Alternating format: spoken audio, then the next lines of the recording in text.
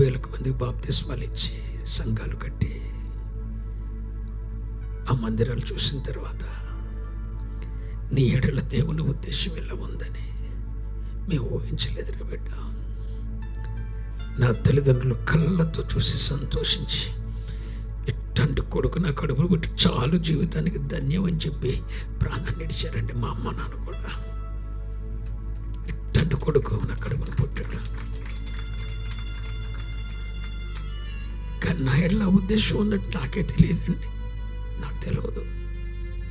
నేను ఎవడూ పనికి వస్తానండి, మాట్లాడతాం చేతగానండి, చదువు సంస్కారం లేని వాడిని, జాతి తక్కువ వాడిని,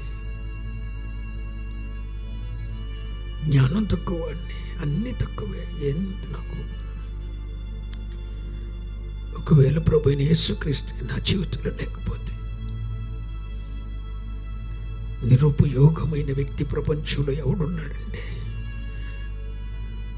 అట్టడుగు స్థాయిలో ఎవడుంటాడంటే అందరికన్నా అట్టడుగు స్థాయిలో అందరికన్నా నిరుపయోగమైన వ్యక్తి ప్రపంచంలో ఎవడైనా ఉంటాడని లెక్క తీస్తే మొదటి వ్యక్తి నేను వస్తాను.